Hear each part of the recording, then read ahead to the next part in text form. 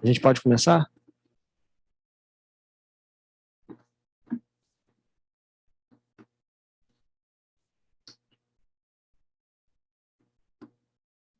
Podemos sim, secretário. O senhor me ouve? Todos me ouvem? Perfeito. Bom dia a todos e todas.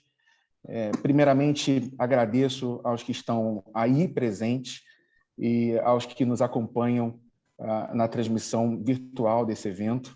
Eu saúdo especialmente o secretário especial de Integração Metropolitana, o senhor Aquiles Barreto, que nos honra com a atividade de hoje.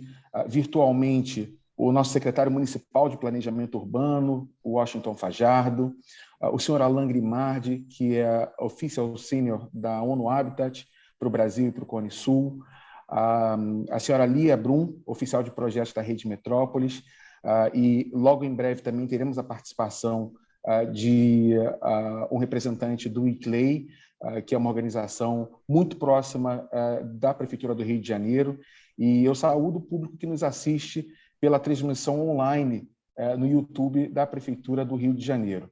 Bem, eu sou Bruno Oliveira, estou chefe da Coordenadoria Geral de Relações Internacionais e Cooperação da Prefeitura da cidade do Rio de Janeiro, e hoje é a primeira atividade internacional da Secretaria de Integração Metropolitana, em um momento especial que conta com a presença de atores importantes fluminenses que vão participar dessa troca com o Rio de Janeiro e seus parceiros internacionais. Amanhã, dia 7 de outubro, a Prefeitura da cidade do Rio de Janeiro se une às celebrações internacionais do Dia Mundial Metropolitano, e essa data faz parte de uma campanha global liderada pela Rede Internacional Metrópolis e pelo ONU Habitat, com o objetivo de promover ações coletivas para a construção de metrópoles mais justas, mais resilientes e também mais prósperas.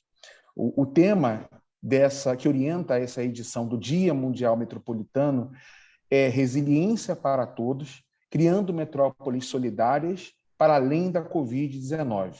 Bem, 1 ano e meio após a Organização Mundial de Saúde declarar como pandemia o estado de disseminação internacional dessa doença causada pelo novo coronavírus, nós estamos testemunhando um crescimento dos desafios e das desigualdades nas regiões metropolitanas em todo o mundo.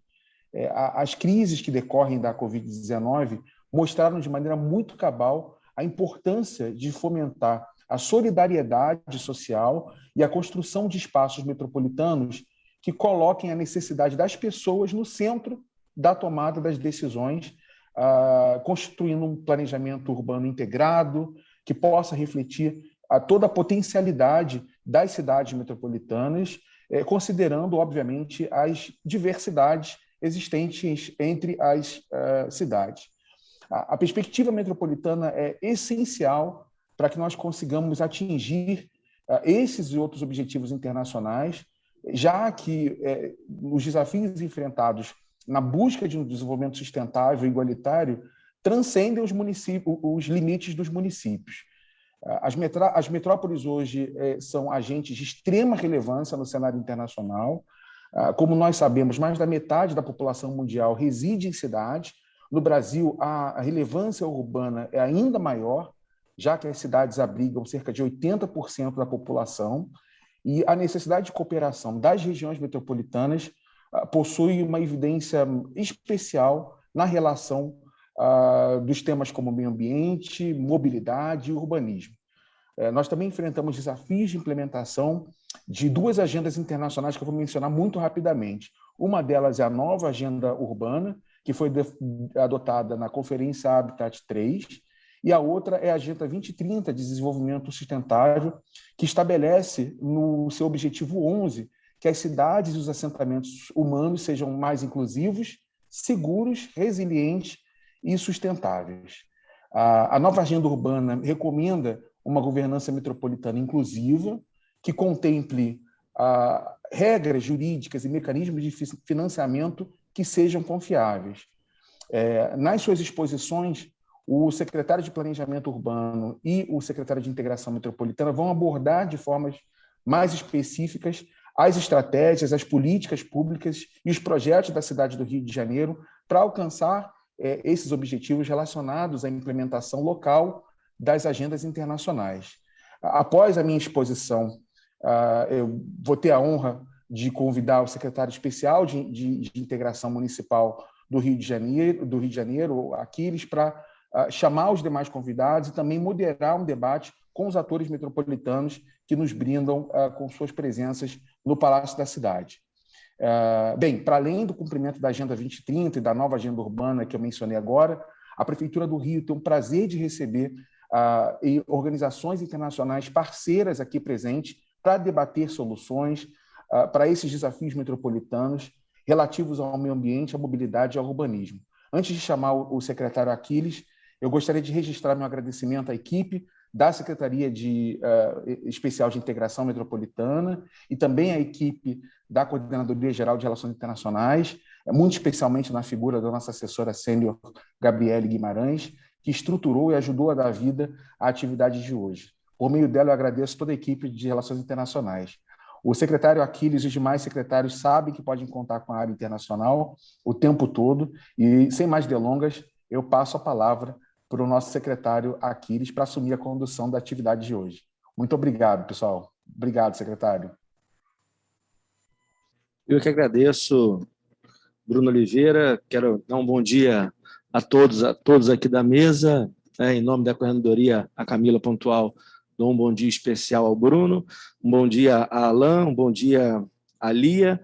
E a gente teve aqui uma mudança, né, representando o ICLEI, já temos aqui a Liz Lacerda, que vai estar falando com a gente no dia de hoje. Então, para iniciar, a gente tinha marcado aqui 10h40, Bruno foi quase igual um senador ali, perfeito na sua fala e no seu horário, e a gente inicia às 10h40 com o painel Metrópoles Integradas, Resilientes e Solidárias. O primeiro será Alain Grimaldi, Recomendações da ONU, Agenda Urbana, Objetivos de Desenvolvimento Sustentáveis, para a urbanização mais solidária e integrada das metrópoles. A gente está dando um tempo de fala de 10 minutos para cada um, mas, lógico, se passar um pouquinho, a gente terá o prazer de te escutar.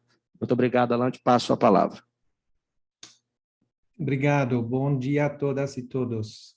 Cumprimentos a Bruno Oliveira, coordenador-geral da Relações Internacionais e Cooperação do Rio, a minha colega da ICLEI, a Lia Brum, Metrópolis, e também a Washington Fajardo, secretário municipal de Planejamento Urbano do Rio, que ainda não tive a oportunidade de conhecer desde sua nomeação, mas isso vai acontecer em breve. Em esse Dia Mundial de Metrópolis, é um grande prazer para mim participar hoje deste webinário para marcar sobre um tema que me é muito caro, ou seja, as metrópoles.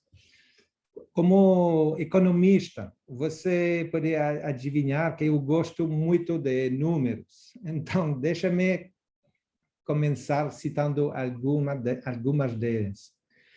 Segundo o relatório publicado pela McKinsey, 2 bilhões de pessoas viverão nas 600 mais grandes cidades do mundo em 2025, ou seja, 25% da população mundial. Neste grupo de 600 cidades ou metrópoles, ocupa menos de 1% do território mundial. Espera-se que sua contribuição desse grupo de cidades para a economia mundial seja, em 2025, até 60% do PIB mundial. Acho que isso é suficiente para mostrar a importância das metrópoles na vida de todos, independentemente do país. Dito isto, ao contrário da percepção comum, as megacidades não têm sido o motor de crescimento global nos últimos 15 anos. Tem muitas estatísticas que demonstram isso. De fato, muitos não crescerão mais rápido do que suas economias nacionais, e parece que esta tendência vai continuar. Sem dúvida, há oportunidades para viver nas áreas metropolitanas. Estas incluem oportunidades de compartilhamento de conhecimento, produtividade, especialização, mercado de trabalho. As metrópoles são áreas de oportunidade para o desenvolvimento econômico e social. São também áreas de alta especialização e diversificação produtiva. São áreas com alta disponibilidade de capital humano e físico e que podem permitir maior competitividade e também conectividade e comunicação. Mas sabemos que as áreas metropolitanas também são fontes de tensão ou desafio. Ao nível político, falta, às vezes, falta de consenso para uma coordenação territorial adequada. No nível técnico, falta de planejamento territorial e ambiental, gestão inadequada dos serviços, economias de escala, bases hidrográficas também. No nível econômico e financeiro, tem desafios sobre a distribuição inigualável dos recursos, falta de recursos para o desenvolvimento de projetos regionais estratégicos. Quando um grupo de cidades localizadas próximas umas das outras não cooperam, há estruturas fragmentadas, temos baixos níveis de produtividade, temos desigualdade econômica, temos poluição, mais serviços e disparidade de renda. Mas, com tudo isso, os benefícios de uma boa e saudável governança metropolitana são múltiplos. Ao nível da aglomeração, maior produtividade, redução de dispersão urbana, melhora do sistema de transporte público, redução dos níveis de poluição, aumento do crescimento econômico, aumento da produtividade também, melhora dos serviços e planejamento melhorado. O acesso, acho que vou falar demais, então vou avançar bem. É bom saber que antes da adoção da nova agenda urbana, em 2016, houve uma reunião preparatória temática para a Conferência Habitat 3 um ano antes, sobre o tema das áreas metropolitanas. Isto resultou na Declaração de Montreal sobre as áreas metropolitanas, que serviu como a principal contribuição para a nova agenda urbana. O que a nova agenda urbana promove é que as áreas metropolitanas forem bem planejadas e desenvolvidas. Por exemplo, elas podem servir para promover sociedades econômica, social e ambientalmente sustentáveis. Precisamos adotar uma abordagem holística de desenvolvimento metropolitano e dos assentamentos humanos que proporcione moradias e infraestruturas acessíveis e priorizam a melhora das favelas e a regeneração urbana. A nova agenda urbana reconhece que o transporte e a mobilidade são centrais para o desenvolvimento sustentável das áreas metropolitanas. O transporte sustentável pode aumentar o crescimento econômico, melhorar a acessibilidade e promover uma melhor integração econômica, respeitando o meio ambiente. Portanto, devemos trabalhar para facilitar a livre circulação das pessoas e bens, juntamente com o acesso a uma infraestrutura de transporte ambientalmente correta, segura e acessível, com vista a melhorar a equidade social e a saúde também, sobretudo com essa pandemia, a resiliência das cidades, as ligações urbano-rurais e a produtividade das áreas rurais. A nova agenda urbana reconhece a importância de integrar a redução do risco de desastre no planejamento urbano e metropolitano, juntamente com temas como resiliência e os riscos climáticos. A nova agenda urbana reconhece também o importante papel dos municípios e do planejamento nacional, governos na definição de uma visão coerente para uma metropolitana sustentável, com áreas. Em relação especificamente à Covid e à importância das metrópoles, este ano, a ONU Habitat produziu um relatório sobre a Covid e o papel, o desafio que as cidades podem ter desempenhado em relação a esta pandemia. Ao contrário do que muitos pensavam inicialmente, a urbanização foi talvez mais um fator positivo do que negativo na gestão desta crise. Especialmente nos primeiros dias da pandemia, muitas citaram a densidade da cidade como o principal fator que contribuiu para a propagação da Covid. O relatório de ONU Habitat mostrou que não, que as grandes áreas metropolitanas, com um número maior de pequenas cidades ligadas por meio de relação econômica, social, e onde tem muitas deslocações locais, commuting em inglês, são os mais vulneráveis à propagação de surtos pandêmicos. Naturalmente, quando mais movimento de pessoas entram, saem e atravessam a cidade, maiores são as oportunidades e, portanto, o risco de infecção. Isto apoia ainda mais o argumento apresentado no relatório de que a conectividade desempenhou um papel maior do que a densidade na propagação da pandemia. Nosso relatório COVID também conclui que é importante incorporar abordagem de governança territorial e espacial em respostas nacionais, subnacionais e locais a pandemias. As abordagens territoriais levam em conta as necessidades locais e provaram ser muito mais eficazes para garantir o apoio e a conformidade do público, resultando em melhores resultados econômicos e de saúde. Outra parte do relatório da ONU sobre Covid e a cidade mostra que um estudo realizado nos Estados Unidos, cobrindo mais que 900 cidades metropolitanas, constatou que, embora as áreas metropolitanas maiores com graus mais altos de conectividade fossem mais suscetíveis ao vírus, a densidade da cidade não estava em si significativamente relacionada à taxa de infecção.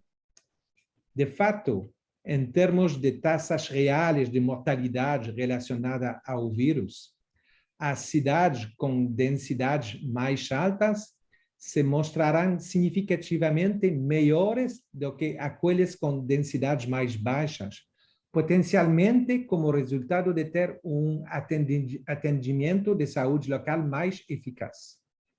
Também, em relação à pandemia, o relatório de ONU Habitat afirma que é essencial promover uma abordagem integrada e cooperativa entre os diferentes níveis de governança. Neste contexto, os sistemas de gestão metropolitana e regional, bem como as abordagens de toda a sociedade, como em inglês se diz o old society, representam a forma mais segura de alcançar uma governança multinível e significativa e maximizar os resultados. Por outro lado, quando há competição ou divisão entre os diferentes níveis de governo, é mais provável que surja confusão política e fricção institucional. Tendo provavelmente ultrapassado os 10 minutos que me foram atribuídos, vou parar aqui para que meus colegas, que certamente têm coisas a dizer que são tão, se não mais relevantes, possam ter tempo para dizê-las claramente. Mais uma vez, obrigado pelo convite. A gente que te agradece aqui, Alan Grimaldi, né? E continuando no painel Metrópoles Integradas, vou passar aqui soluções baseadas na natureza para as políticas metropolitanas resilientes. Estamos convidando aqui a Liz Lacerda e Clay América do Sul. Bom dia, Liz.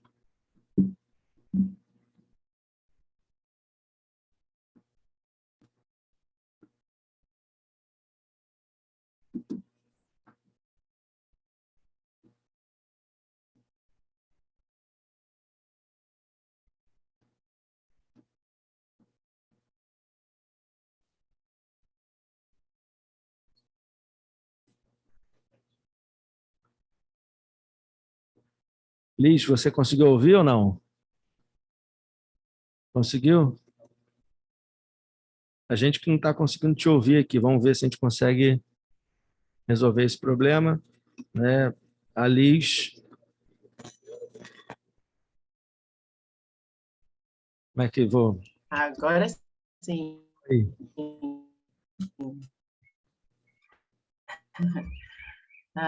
Bom, pelo convite, o ICLEI agradece o convite e nós cumprimentamos, em nome do ICLEI, a todos os colegas da Secretaria Especial de Integração Metropolitana, ao Bruno, ao Alan Grima, pela explanação muito clara e muito compreensiva sobre o que significa, né, a recuperação verde e a resiliência para as nossas regiões metropolitanas.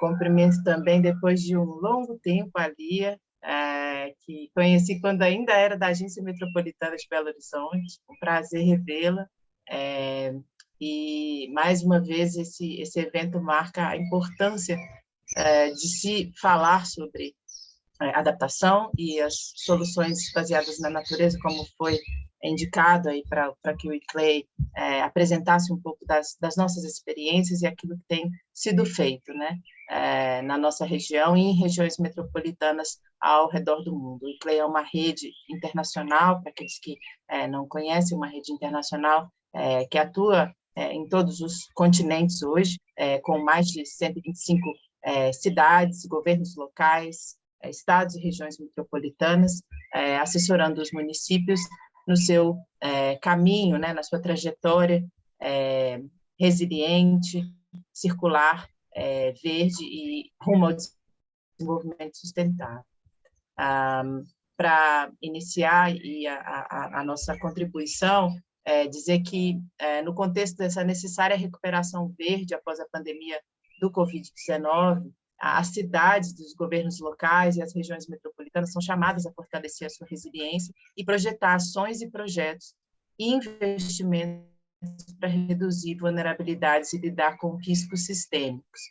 É essencial que a lente climática seja aplicada nesse processo, tanto a avaliação de riscos e vulnerabilidades quanto o desenho de medidas de adaptação são um passo importante nessa direção, podendo se tornar referência e inspirar outros municípios e outras regiões. A recuperação verde tem sido o tom, né, desse caminho dos governos locais, regiões metropolitanas, para o pós-pandemia, e a cidade do Rio de Janeiro, a região metropolitana do Rio de Janeiro, tem iniciativas singulares, que vêm inclusive, antes desse contexto, né, dada a importância que o tema da resiliência tem sido colocado para as cidades. E aí, como foi dito aí no final, acho que nós entendemos que essas iniciativas são iniciativas que podem inspirar outros municípios e outras regiões metropolitanas do Brasil, da nossa região, na América do Sul e do globo também. Então, a conexão que nós fazemos de soluções baseadas na natureza, né? O que seria isso? E o caminho para a resiliência, soluções baseadas na natureza, né? As soluções, o que são as soluções baseadas na natureza? São ações para proteger, gerenciar e restaurar de maneira sustentável os ecossistemas naturais ou modificados, que abordam os desafios sociais de maneira efetiva e adaptativa, proporcionando simultaneamente o bem-estar humano e benefícios à biodiversidade. E esse conceito é um guarda-chuva que inclui abordagens para restauração e conservação de ecossistemas, serviços de adaptação climática, infraestrutura natural e gerenciamento de recursos naturais. Então, o caminho, né, ou alguns exemplos de soluções baseadas na natureza, que, mais uma vez, a região metropolitana do Rio de Janeiro tem quase que uma vocação para essas soluções, elas estão muito baseadas naquilo que os ecossistemas, que a gente chama de serviços ecossistêmicos, né, os ecossistemas podem prover ao nosso a nossa vivência, né, nas cidades, tanto social, econômica, cultural, né, os serviços eles estão ligados a diversas fontes ou diversos caminhos de provisão, quanto os serviços de provisão de água, provisão de conforto térmico, e até hoje se faz uma conexão muito importante com a saúde mental e aquilo que o contato com a natureza traz de bem-estar e, inclusive, de saúde para as pessoas que vivem nas cidades. Então, falando rapidamente de alguns exemplos, né, por exemplo, árvores e espaços verdes podem amenizar o efeito de ilhas de calor e está em curso, né, acho que a Prefeitura do Rio de Janeiro tem ciência completa disso, estamos trabalhando em parceria aí, num projeto chamado Paquetá Resiliente, que está em vias de ser lançado brevemente, em parceria com a Fundação de Parques e Jardins, que trata exatamente da função e da importância da cobertura arbórea urbana, tanto para mitigação e adaptação aos riscos da crise climática, quanto para a provisão desses serviços ecossistêmicos que eu citei anteriormente. Então, mais uma vez, dizendo que o Rio de Janeiro tem essa vocação, né? Para falar de ilhas de calor e árvores e espaços verdes, dando outros exemplos ao redor do mundo, né? Barcelona, na Espanha, e Durban, na África do Sul, estão expandindo áreas verdes e plantando árvores para combater os efeitos das ilhas de calor, melhorando a saúde e a qualidade de vida, com ganhos também para a biodiversidade urbana. Existem uma série de estudos já, enfim, tem uma vasta bibliografia sobre esses diversos benefícios que as áreas verdes trazem para as regiões metropolitanas e, mais uma vez, o potencial da região metropolitana do Rio de Janeiro é grande com relação a isso e, inclusive, já se faz uso desses benefícios para caracterizar a própria cidade, né? Essa conexão aí, a cidade e a região metropolitana, de mata, água e montanhas, né? As hortas urbanas, por exemplo, um outro exemplo, ajudariam a reter água, além de fortalecer comunidades de bairros e estimular a conservação. Então, iniciativas de agroecologia, agricultura urbana também são consideradas soluções baseadas na natureza. E aí a gente tem exemplos como a cidade de Dresden, de Belo Horizonte, que estão construindo redes de hortas para ajudar a regeneração das áreas distritais e encorajar a produção sustentável de comida. Os telhados verdes, que reduzem o calor no verão, por exemplo, são isolantes térmicos no inverno, diminuem os alagamentos em grandes chuvas, e o benefício de adaptação à crise ou aos riscos climáticos, por exemplo, de inundações e alagamentos, eles são muito reais com a cobertura verde urbana, né?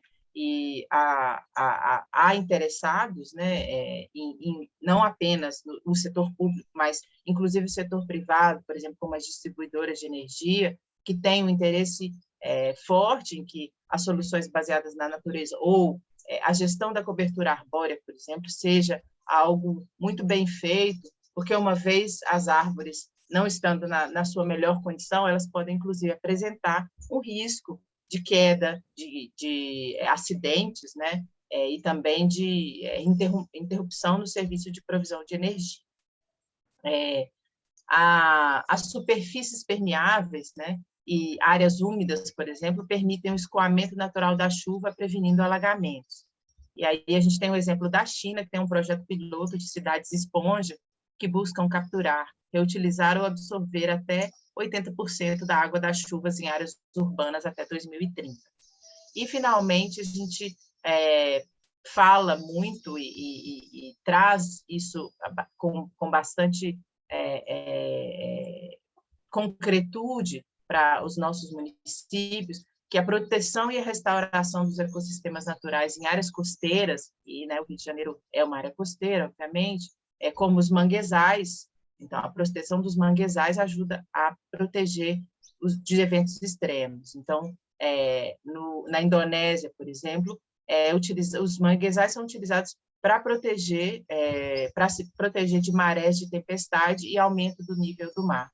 Então, é só para dar um panorama geral e alguns exemplos de soluções baseadas na natureza que podem ser utilizadas principalmente em regiões costeiras, como a região do Rio de Janeiro e o Brasil tem aí uma costa vasta e diversa, e essas soluções elas podem ser utilizadas pelas regiões metropolitanas e municípios para combinar, né, o ganho em qualidade de vida para os seus munícipes, o ganho de desenvolvimento sustentável, ao mesmo tempo são soluções de custo baixo, na maioria das vezes, então, a integração das infraestruturas cinzas, como a gente chama, e das infraestruturas verdes, como essas que nós citamos aqui, elas podem ser um filão aí da conversão do nosso padrão de infraestrutura urbana, que para a situação e para o contexto econômico e social que nós vivemos, né? Nós não podemos falar em grandes vultos de financiamento, de investimento, dado nosso contexto e a nossa situação. Nós entendemos que os contextos municipais são contextos de maior restrição e de uma busca de financiamento. Então, as soluções baseadas na natureza, elas apresentam um potencial muito interessante de custo baixo, de integração com soluções cinzas ou as soluções que já existem, de drenagem, de saneamento, de mobilidade, inclusive, e elas podem ser, assim, como nós apresentamos aqui, uma boa, né, uma excelente opção aí para essa conversão do que a gente chama dessa recuperação verde pós-Covid. Então, eu paro por aqui também, para não aproveitar aí o tempo dos colegas. Agradecemos desde já, em nome do ICLEI, a esse tempo de participação e nos colocamos à disposição aí para o debate que virá. Bom dia a todos e todas. Bom dia, Alice, agradecer aqui a sua fala. Estava até um Padilha aqui do lado. Padilha já anotou quase um livro inteiro para poder depois, na fala dele aqui, contribuir. Padilha representa aqui a Secretaria de Meio Ambiente, o nosso Cavalieri, e estava falando aqui de várias parcerias que está sendo feito com a ICLEI. Então, quero agradecer a Liz e a toda a equipe da ICLEI. No ponto terceiro, né, a gente vai falar repensando a mobilidade metropolitana para uma integração mais justa, sustentável e próspera. Lia Brum, oficial de projetos Metrópolis. Então, um tempo de 10 minutos. Bom dia, Lia, muito obrigado pela presença. Bom dia a todos e todas. Primeiramente, assim, para mim é um prazer, verdade, pessoalmente é um prazer estar aqui com vocês. Eu que sou carioca, mas que estou em Barcelona, me sinto um pouco teletransportada por aí, e realmente ter essa conversa em português é muito confortante para mim. E eu estou falando em nome da Metrópolis, que, como vocês sabem, como o Alan apresentou tão bem, é uma das organizações que lidera a campanha do Dia Mundial Metropolitano. A Metrópolis é uma rede de governos locais, dentre os quais a Prefeitura do Rio de Janeiro é membro, e a gente começou a impulsar a campanha do Dia Mundial Metropolitano. Isso começou como uma ideia de uns gatos pingados numa sala de reunião da Habitat 3, lá em Quito, que a gente se chamava os metropolitanistas. Vamos ter uma data para comemorar aqui a realidade metropolitana. E, bom, desde o ano passado, que a gente passou a contar com o apoio institucional da ONU Habitat, que incluiu o Dia Mundial Metropolitano dentro das celebrações oficiais do Outubro Urbano, a campanha ganhou muito mais impacto, muito mais dimensão, e a gente vai vendo como isso vai crescendo e como a gente vai sensibilizando cada vez mais atores muito necessários a essa conversa. É claro que eu fui chamada aqui para falar de mobilidade, mas eu precisava dar um pouco esse contexto das organizações, né, com quem a gente trabalha, e também agradecer, a ideia inicial, eu agradeço muito a iniciativa da Prefeitura, porque eu acho que vocês entenderam realmente a ideia essencial da proposta do Dia Mundial Metropolitano, que é a gente botar para conversar, ter essa mesa aí da integração metropolitana para debater o tema que for, porque a Metrópolis, no caso, vou falar um pouquinho de mobilidade, mas a gente toca todos os temas, né, que afetam a vida das pessoas nas grandes cidades, e a partir do ponto de vista do chip metropolitano que a gente comenta, né? Os nossos membros, a gente tem 141 membros, mais de 80% dos membros da Metrópolis são prefeituras, são governos municipais, de grandes cidades, que a gente sabe que tem um impacto além dos seus próprios limites, né, administrativos.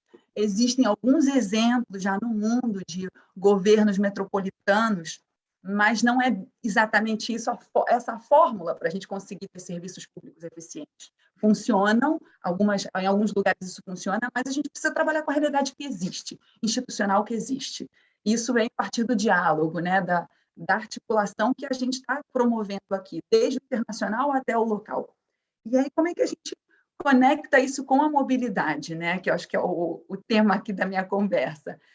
É realmente um dos campos de atuação dos governos locais, que é um dos exemplos mais emblemáticos e visíveis do impacto da governança metropolitana na vida cotidiana das pessoas, né? Porque é o ir e vir. E o ir e vir nas grandes cidades não é só num bairro, necessariamente, não é só dentro da cidade, cruza município, né?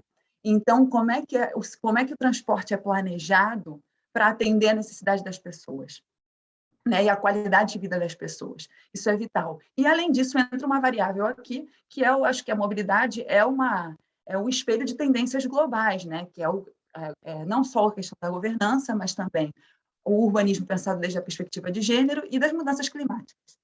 E aí vamos pensar aqui como é que a gente organiza tudo isso. Voltando aqui para a questão da governança metropolitana. A gente tem um observatório metropolitano que desde 2019 a gente está tentando organizar dados de como são as tendências dos governos metropolitanos no mundo, e a gente vê que, como eu comentava com vocês, é uma minoria dos espaços metropolitanos no mundo que tem um governo geral metropolitano. Às vezes tem casos muito pontuais de prefeitos eleitos ou eleitas na escala metropolitana, mas 20% dos espaços metropolitanos que a gente estudou, o mecanismo de coordenação metropolitana costuma ser uma agência setorial. E, nesse caso, são agências setoriais de quê? De transporte. Então, a área de mobilidade é onde começa, eu acho que é o germe, né? essa semente do pensar metropolitano mais além da nossa própria bolha administrativa, do nosso próprio departamento. Porque acaba tocando também muitas outras áreas, não só dentro do governo, mas entre vários níveis de governo. E aí a gente começa a pensar, tendência, mudança climática. Já é a tendência, a gente tem que investir em transporte público de baixa emissão, tem que descarbonizar as frotas dos ônibus e tudo mais. Isso é o macro, como é que a gente pensa a rede de transporte. Mas aí, na outra ponta, quando a gente chega no nível das pessoas que usam, a gente tem que pensar chegar ao nível do detalhe. Qual é o horário que o ônibus está passando, que o metrô está passando? As estações, como é que elas estão sendo desenhadas? Elas têm uma rampa? Elas têm um horário que é seguro para as pessoas terem acesso? São tantas variáveis, e aí entra um olhar que é muito necessário, acho que no desenho de qualquer política pública, que é o que a gente recomenda sempre, que é o urbanismo com a perspectiva de gênero. A gente precisa pensar, e é o que está de trás também, atrás do conceito da própria campanha do Dia Mundial Metropolitano esse ano, que é a diversidade das necessidades e experiências de quem vive na metrópole. A resiliência chegando a esse nível das pessoas. Então, para planejar a mobilidade, a gente tem que pensar nas pessoas, no uso individual do transporte, porque aí é isso, a gente, para atravessar o território, a gente não vai usar só o metrô, a gente não vai usar só o patinete, a bicicleta, o carro elétrico, né? As coisas que são tendência, o táxi, o Uber, o Cabify, a van, tudo isso continua convivendo, e quem está gerenciando tudo isso? Não tem uma autoridade só. E aí a gente volta para a coordenação metropolitana. Tem que botar todo mundo para sentar para conversar na mesma mesa e negociar interesse. É super complicado, é verdade, é muito complicado. Mas começar a partir dessa matriz é fundamental, né? E a gente já começa a ter iniciativas que aparecem e com seus erros, com seus aprendizados, né? Aqui em Barcelona, a gente tem uma entidade de governo, de coordenação metropolitana, de planejamento urbano, já começa a se pensar assim, o transporte público, que ainda é muito dependente de carro, hein? Não imaginem que, porque aqui tem um sistema de transporte público consolidado, é perfeito, não é? Muitos municípios da área metropolitana não têm um metrô, não têm um trem. Então, como é que a gente lida com isso? As pessoas ainda andam de carro, então começam a ser feitas estações né, para você estacionar o carro e conectar com o trem, ou levar a bicicleta, deixar também as estações de trem mais acessíveis, não só para a bicicleta, evidentemente, especialmente para a cadeira de rodas, carrinho de bebê. A maioria das estações de transporte público não foi desenhada para isso, fisicamente, né, a parte física.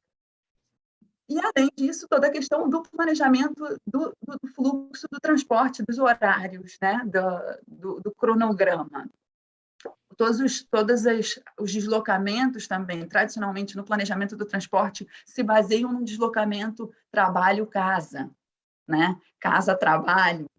Então, se a gente abre a caixa de Pandora e vê quem é que mora na cidade, não são só as pessoas que vão para o trabalho que precisam se locomover, né? As pessoas em situação de rua também precisam se locomover. Essa perspectiva da diversidade é fundamental para planejar qualquer serviço público, qualquer política pública. Então, a gente bate muito nessa tecla para voltar para o macro. É sempre um exercício que a gente está fazendo aqui na governança metropolitana, do macro para o micro, que vai nesse diálogo e na articulação entre diferentes entidades, né, da sociedade, de governo, mas também pensando no indivíduo, né, nas pessoas que habitam. A gente falava, isso foi também uma reflexão que a gente teve aqui na última reflexão estratégica no planejamento da metrópolis. A gente usava muito o termo cidadania, as metrópoles para a cidadania, para os cidadãos, para as cidadãs. Mas não é todo mundo que é cidadão, necessariamente, nas cidades. As pessoas invisíveis também moram nas cidades. Elas não têm, às vezes, um documento de identidade, elas não têm casa, e elas fazem a cidade, né? É interessante, eu acho muito inspirador ter determinadas recomendações, as nossas agendas globais são muito necessárias para dar um norte para onde a gente quer ir, as cidades que a gente deseja, mas as cidades que a gente deseja, elas precisam ser feitas nas cidades que já existem, né? Então, quando a gente fala, precisamos planejar, precisamos fazer um planejamento com todos os transportes articulados, esse é o mundo ideal, evidentemente, mas isso está acontecendo tudo ao mesmo tempo agora. Mas a via, a gente não vai trabalhar sobre o papel em branco, acho que a via é isso aí que vocês estão organizando, né? Conversa, eu quero ver o que vai sair dessa mesa e o que também da próxima fala. Eu sei que o Fajardo ainda não chegou, tá? Acabou de entrar aqui para participar, e eu queria fazer duas conexões aqui com as falas, com a anterior, com a Liz. Obrigada, Liz, também pelas iniciativas que você trouxe aqui, reconhecer a parceria com o ICLEI, que também está dando frutos, e com o Rio, e aqui eu já vou articulando com outro evento que a gente está organizando daqui a 2 semanas, que é para lançar uma publicação sobre o conceito da biodiversidade nas cidades, mas além das cidades. A gente está elaborando com o ICLEI da Oceania, mas que tem casos do Rio também, a gente cita o caso das hortas cariocas. Então, as coisas que estão acontecendo, que estão sendo mobilizadas pelas prefeituras, pelos governos locais, é onde a gente já vê isso acontecendo, com as suas limitações, com os seus erros, com as suas lições aprendidas, e a gente constrói a partir daí, né? E eu acho que é a partir da conversa franca, é a partir de sentar aí à mesa de integração, está todo mundo junto. E agora que eu já estou vendo que o Washington Fajardo chegou, bom, estou doida para escutar como é que também é o projeto do Reviver Centro e a visão metropolitana, como é que a gente pensa, né? Como eu falei para vocês, a metrópolis a gente provoca, a gente coloca a mosquinha metropolitana. Como é que se revitaliza um centro urbano sem gerar mais segregação, sem gerar gentrificação? Como é que a gente não... Né, toda essa dinâmica que o Alan comentou no começo, das desigualdades dos territórios. Na grande metrópole, quando a gente olha para o território metropolitano total, a gente começa a ver essas dinâmicas de expulsão da população, quando tem projetos de revitalização dos centros urbanos. Mas, bom, isso aí já é outro debate. Agradeço imensamente a conversa e continuamos.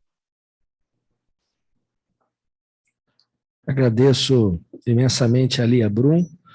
O Washington Fajardo já está aí, né? Então, assim, só para poder relembrar aqui, Washington, a gente recebeu o Alan, né, falando um pouquinho de recomendações da nova agenda urbana e os objetivos de desenvolvimento sustentáveis. Depois recebemos a Liz Lacerda, com soluções baseadas na natureza para as políticas metropolitanas, do ICLEI. Agora acabamos de ouvir a Linha Brum, para falar um pouquinho sobre a mobilidade metropolitana, integração mais justa, sustentáveis e prósperas. E aí a gente colocou no quarto tema aqui o Reviver Centro, que fala um pouco sobre isso tudo, de todas as nossas agendas que foram faladas, contemporiza ali também, no Reviver Centro, a parte metropolitana. E aí, depois da fala do Washington, nós vamos ter aqui um debate, uma construção de ideias. Aí eu peço para que cada um que queira falar já vão aqui na fala do Washington Fajardo, se inscrevendo aqui para mim, para que depois a gente contextualizar isso melhor. Então, passo a palavra para o nosso secretário municipal de Planejamento Urbano, da Prefeitura da cidade de Cabo Frio, e meu amigo querido do Rio de Janeiro, para falar que eu conheci o Fajardo em Cabo Frio, né? O Fajardo morou em Cabo Frio, e ia fazer essa referência aí. Então, bom dia, Fajardo, obrigado por estar participando aqui com a gente. Bom dia, Aquiles. Eu estou aqui em deslocamento, então, se acontecer algum problema, eu vou ter que me reconectar. Peço desculpas aí, veio o pedido para participar de última hora, mas eu acho que é uma discussão muito importante. Então,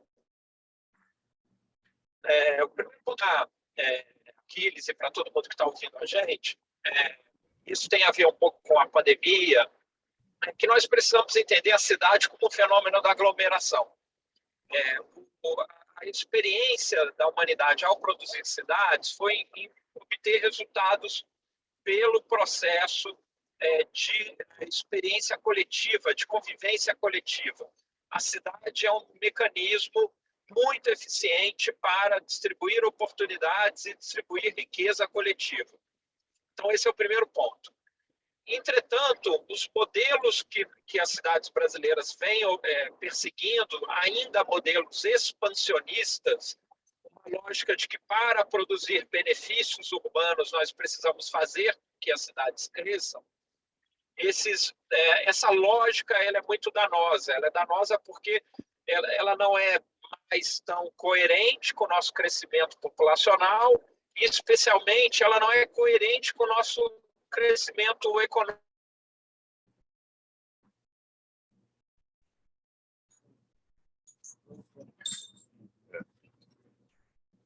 Pega aqui, aí, forma que entrou no túnel. Pela última imagem do Fajardo ali, deve ter entrado no túnel, né? Então, vamos aguardar um pouquinho para que a gente possa estar voltando a ouvir nosso Washington Fajardo.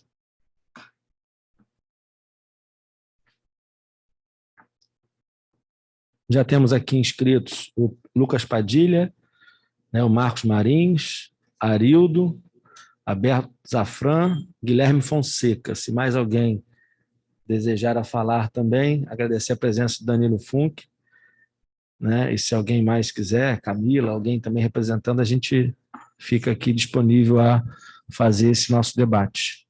Como é que está aí a imagem dele?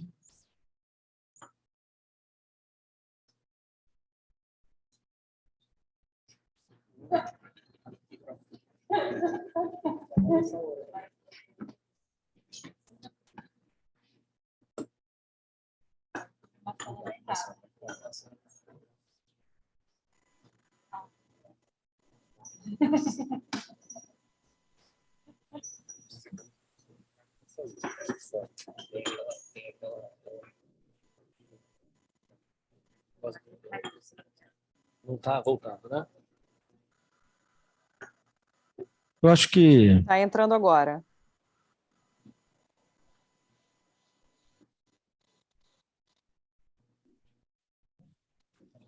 Vocês estão ouvindo? Estou de volta. A palavra é sua, Washington.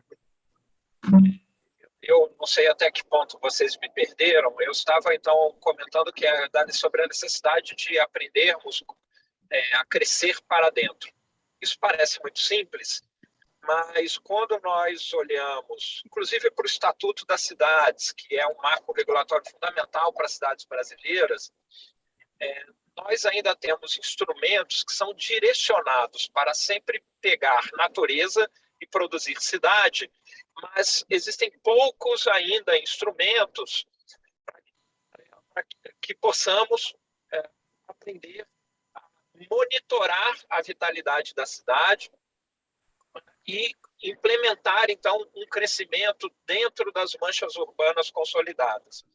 Mesmo com o princípio da função social da propriedade, até hoje o princípio do parcelamento, edificação e utilização compulsória da propriedade privada, até hoje as experiências práticas e efetivas da utilização desse instrumento são muito poucas.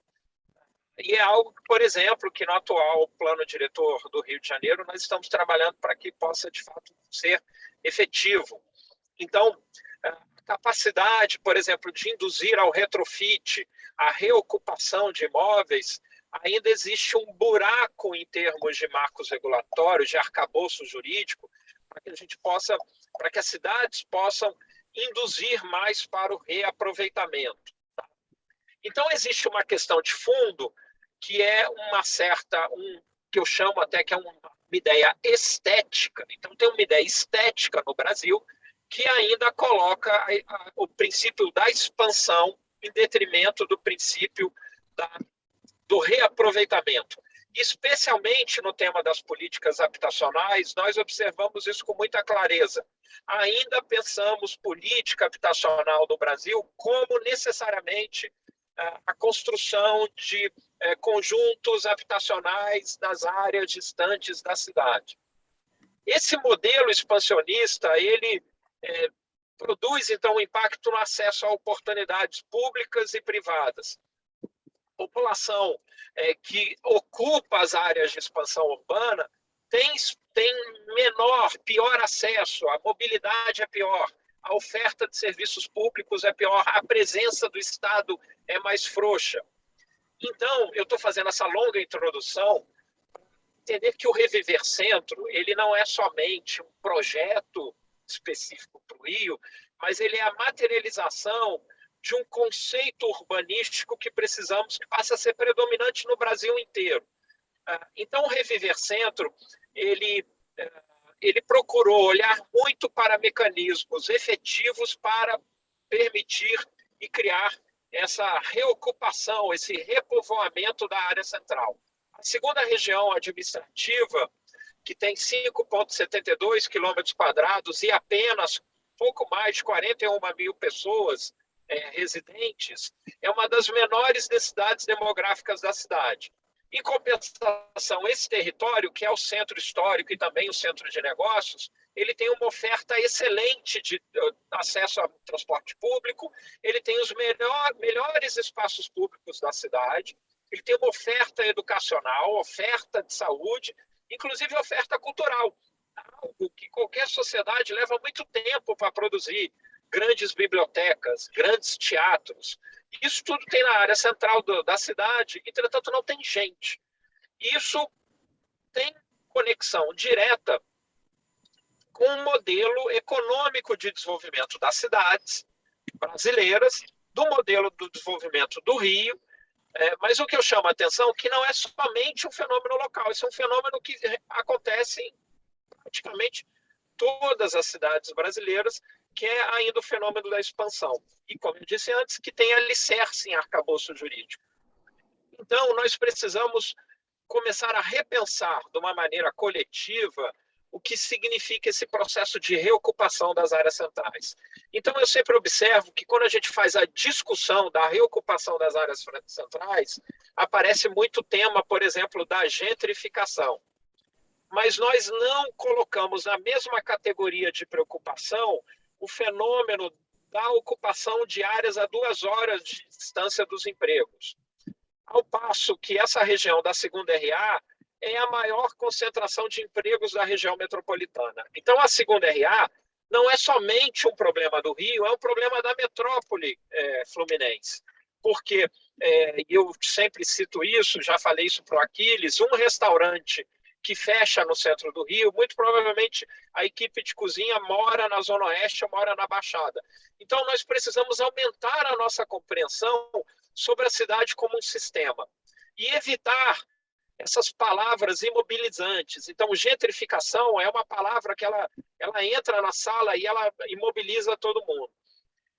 Porque, por outro lado, a degradação urbana cria uma ilusão de acesso, ou seja, uma área em processo de perda de vitalidade urbana, ela acaba produzindo preços baixos que parecem que significa um acesso, mas, na verdade, aquilo significa um processo continuado de decadência urbanística. Por outro lado, os processos de aumento de vitalidade significa, por exemplo, aumento da oferta de empregos, aumento de negócios, aumento de pessoas circulando e interagindo. Isso tem um impacto direto, então, na qualidade urbanística das áreas, especialmente das áreas centrais. Então, quando a gente fala da segunda RA, é uma região que já tem um perfil populacional popular. Esse perfil, entretanto, ele está circunscrito a uma densidade demográfica muito baixa. Então, nós precisamos, sim, trazer e convencer mais pessoas a virem morar no centro. Logo, o desafio do Reviver Centro é um desafio de demanda e de oferta, porque se houvesse uma demanda intensa, já haveria uma resposta. E não existe uma demanda intensa nos últimos 20 anos pelo centro.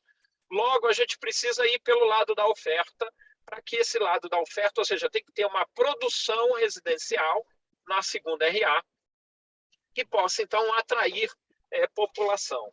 Para elaborar a legislação do Reviver, nós fizemos várias pesquisas e estudos, e é muito interessante que as viagens em transporte público com destino à segunda região administrativa, 18% dessas viagens vêm da região da freguesia da Taquara, por exemplo. Então, essa é uma região próximo de outras, como, por exemplo, o crescimento da região de Vargens e Recreio, que são adensamentos residenciais sem nenhum acesso a transporte de alta capacidade. Existe um acesso ao transporte de média capacidade, que é o BRT, mas a gente não podemos perder o acesso, a vitalidade do acesso a grandes infraestruturas de transporte. E aí precisamos entender que essa ociosidade da segunda RA, ela tem impacto nas áreas vizinhas, especialmente um grande impacto na Zona Norte, que é a outra área com grande concentração de empregos. Então, é uma grande burrice urbanística e uma burrice coletiva induzirmos sempre para a ocupação de áreas distantes da infra, distantes dos empregos e distantes do acesso a oportunidades. Isso faz com que a cidade fique fragilizada, inclusive na sua capacidade de investimento, porque a cidade não consegue arrecadar dessas áreas de expansão, porque elas também acabam produzindo muitas informalidades. Então, parece que o assunto é o Reviver Centro, mas, na verdade, o assunto é um modelo urbanístico altamente agressivo e consumidor de solo não urbanizado que produz um impacto social nocivo. E esse impacto social, inclusive, tem consequências políticas, na medida que a gente começa a ter uma experiência de esfera pública radicalmente fragmentada. Então, estou falando de várias coisas, mas dizendo que no Reviver, nós esperamos, a partir desse projeto do Reviver, associado à Lei 136, que já foi aprovada, que tem como escopo a reconversão de imóveis, que a gente possa também, a partir do plano diretor, começar um processo de mudança desse padrão urbanístico que é muito nocivo. Então, e a provocação que eu deixo é que nós precisamos parar de pensar numa lógica, vamos dizer, de Brasília, que a gente tem ainda que construir tudo, para pensar numa lógica de manutenção, conservação, reabilitação e de reciclagem da cidade. Então, é muito mais coerente, inclusive ecologicamente correto, começarmos a ofertar a possibilidade de moradia próximo das grandes infras do que continuarmos a considerar grandes investimentos em infraestrutura como o grande motivo das cidades brasileiras. Então, esse é um modelo que não faz mais sentido no século XXI, inclusive ele tem um alto custo ambiental. Então, em vez de falarmos sobre a gentrificação como algo pavoroso na área central do Rio, nós precisamos entender como é que nós conseguimos misturar mais faixas de rendas nessas áreas centrais, e isso passa, então, por uma política indutora e passa especialmente por políticas habitacionais que possam ser mais inovadoras para garantir acesso.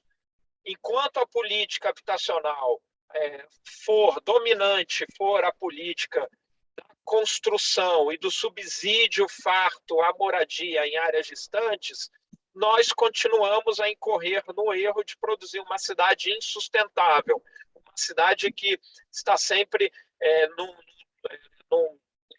bipolar em termos de depressão e de entusiasmo. A gente precisa aprender a ser uma cidade um pouco mais normalzinha. Isso significa uma cidade que possa, então, funcionar bem a partir de infraestruturas que já existem e da utilização de áreas comuns que já existem.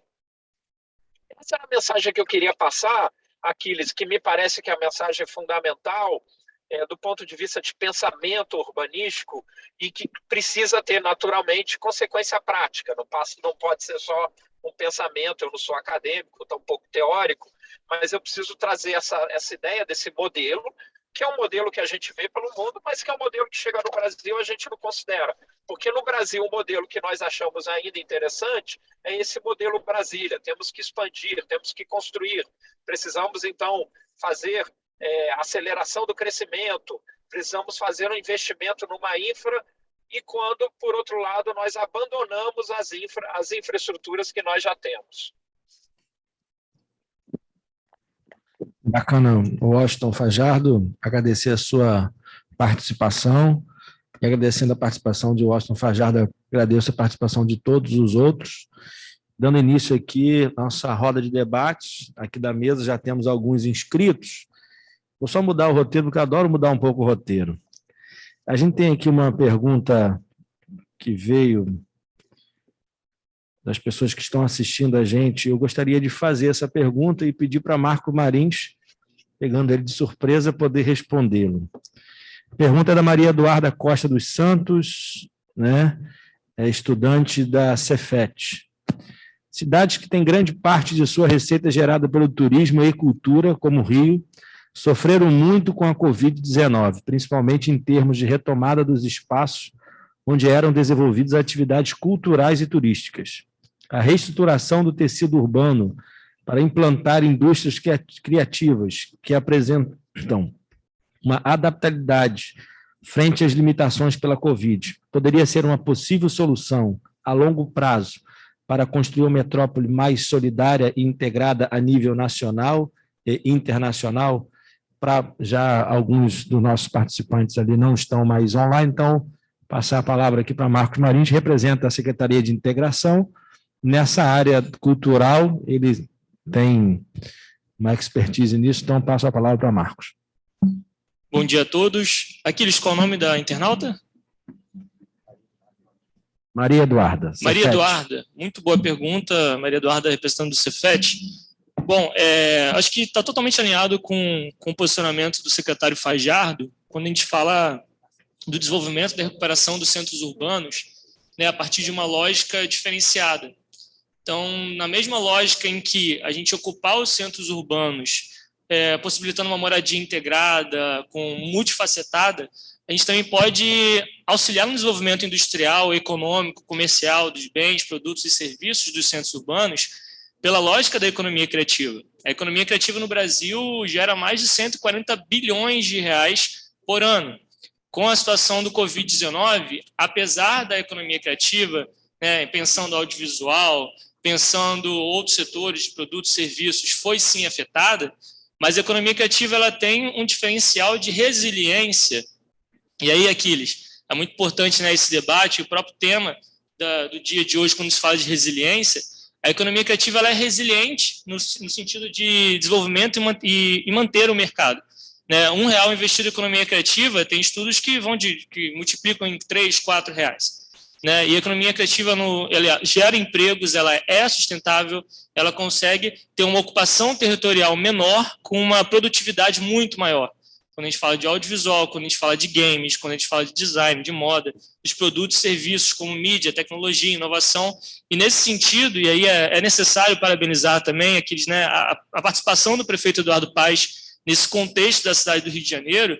A cidade do Rio de Janeiro está investindo muito forte nesse entendimento dessa nova metrópole, nesse entendimento do papel social do Rio de Janeiro no desenvolvimento. Então, a economia criativa, sim, pode ser parte da reestruturação do centro urbano. Fajardo, eu tenho certeza que no posicionamento dele em relação à mobilidade, a transporte, tem esse entendimento, e o próprio Marcos Faustini, na semana passada, a gente teve uma reunião nesse entendimento da construção, da estruturação dentro do centro urbano, dentro da parte central do Rio, desse setor base da economia criativa. Então, essa é a iniciativa do governo Eduardo Paes, aqui da cidade do Rio de Janeiro, e é um espelho para todo o Brasil, uma vez em que os investimentos do governo federal na economia criativa, no audiovisual, foram drasticamente cortados, mas nesse setor de base econômico que a gente consegue reestruturar o setor. Bacana, Marcos. Espero que a gente tenha respondido a nossa pergunta aqui da internauta. Se tiver alguma outra pergunta, vamos passando que a gente para e dá prioridade a essas perguntas.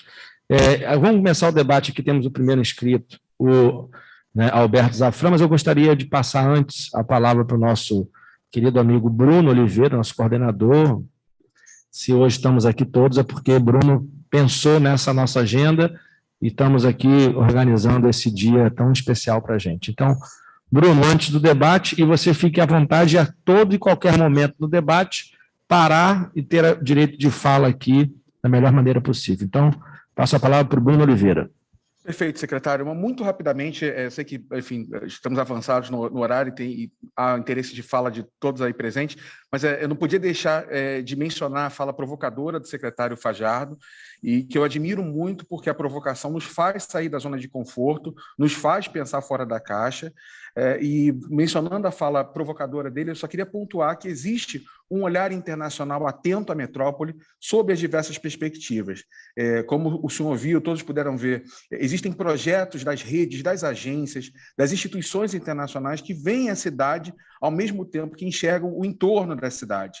Nós somos privilegiados no Rio de Janeiro por contar com essas considerações da ONU Habitat, do ICLEI, da Metrópolis, que estão olhando a cidade do Rio com especial atenção para além dos limites municipais. E essas falas de hoje deixam clara a possibilidade de que a Secretaria Especial de Integração Metropolitana se beneficie dos contatos e também da experiência desses interlocutores internacionais da cidade do Rio de Janeiro para avançar as ações junto aos nossos parceiros fluminenses.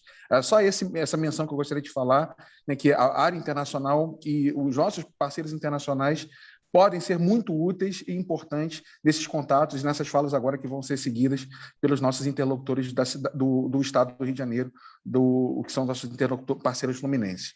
Somente isso, secretário. Muito obrigado. Ô Bruno, então saiba que essa é a primeira de muitas parcerias que vão estar por vir, e você vai ser muito usado pela nossa equipe aqui, porque a sua fala sempre é de muito aprendizado para a gente. Então, como primeiro inscrito, Alberto Zafran, né, participante da nossa Secretaria de Integração, coordenador do nosso Plano Metropolitano. Bom dia a todos. Primeiro eu queria aproveitar a oportunidade para agradecer ao secretário Aquiles pelo convite, pelo desafio de participar da formalização de um plano metropolitano, angariado, puxado pela capital, pela cidade do Rio de Janeiro, mas com o intuito de integrar, de dialogar e debater com todos os municípios da região metropolitana políticas públicas de desenvolvimento e transformação.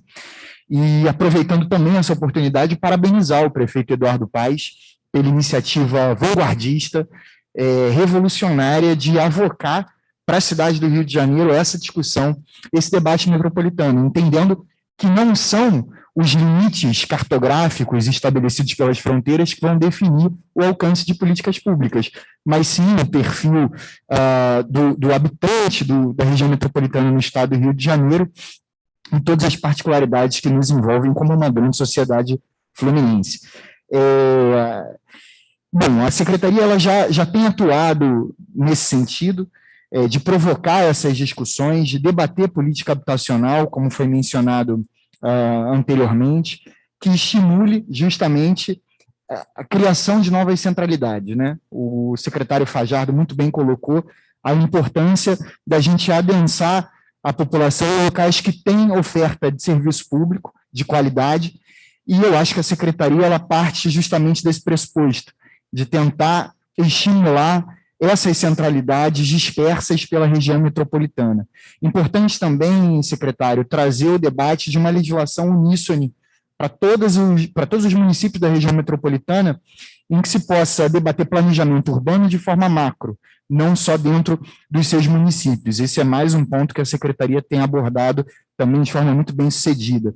A questão de saneamento, que acredito que o próprio Lucas e o Arildo vão tratar sobre isso também, já é uma discussão metropolitana, em decorrência da concessão da SEDAI, e mobilidade transversal, que o nosso especialista Guilherme vai tocar nesse ponto também, que foi sublinhado pela Lia, a gente levar em consideração as variáveis dessa discussão e entender mobilidade urbana de forma macro, pensando de forma metropolitana, como que todo esse desenho de mobilidade atende e estabelece esse cenário na parte dos transportes aqui.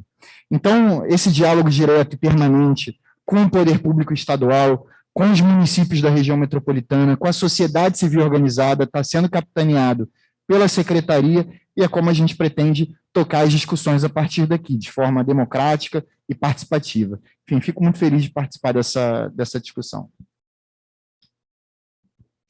Agradeço a participação do Alberto Zafran. Como segundo debatedor inscrito, né, é o Guilherme Fonseca, representando aqui também a Secretaria de Integração Metropolitana, coordenador da área de mobilidade e transportes. Bom dia.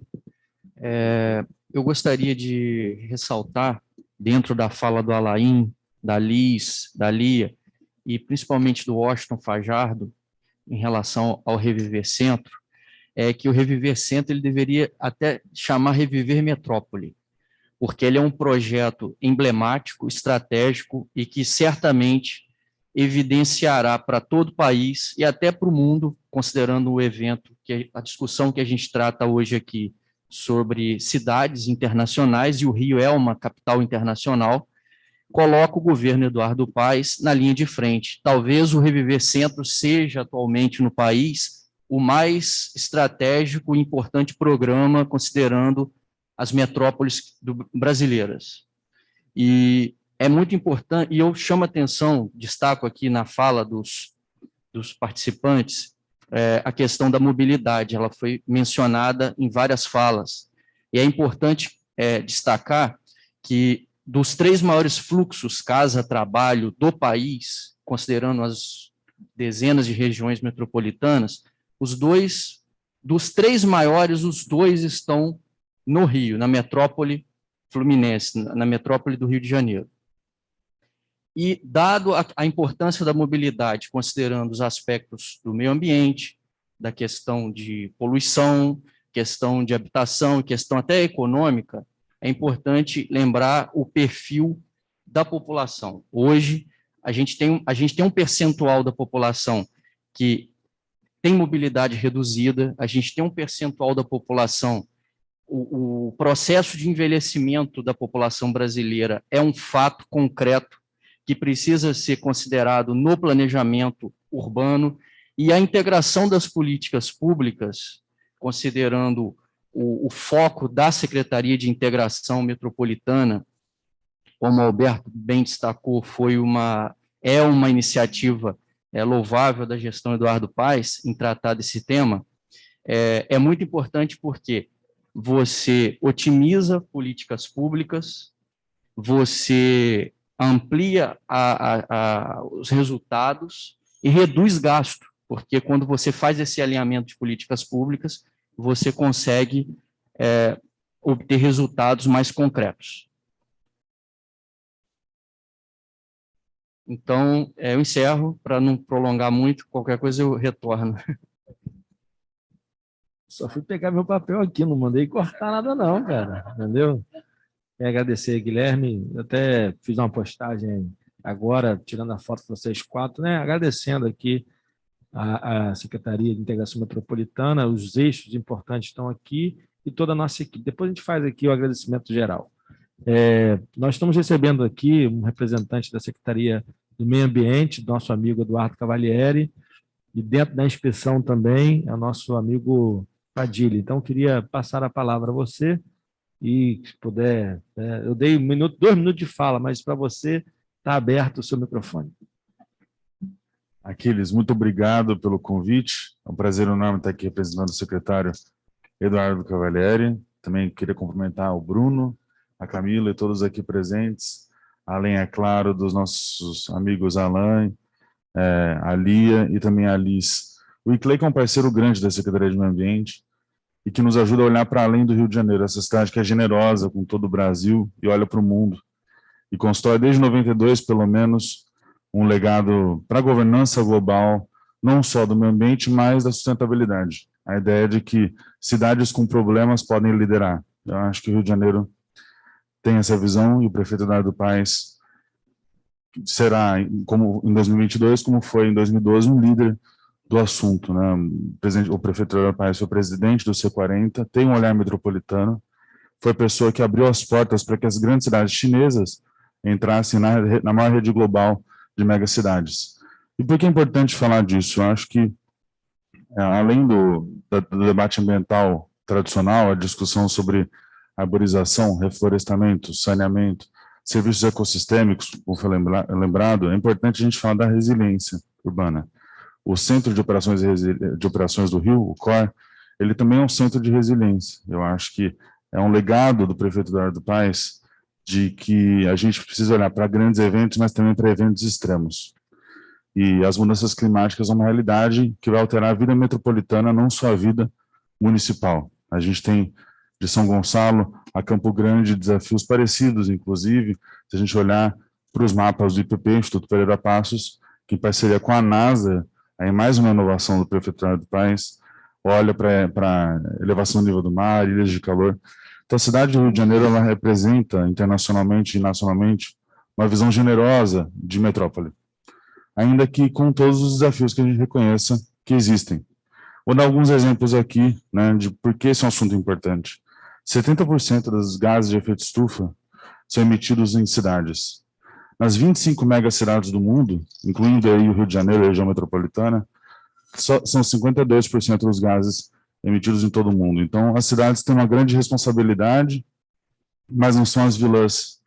Como muito bem lembrou o secretário Fajardo, e também o Alain, a convivência, a aglomeração das pessoas em cidades também apresenta soluções.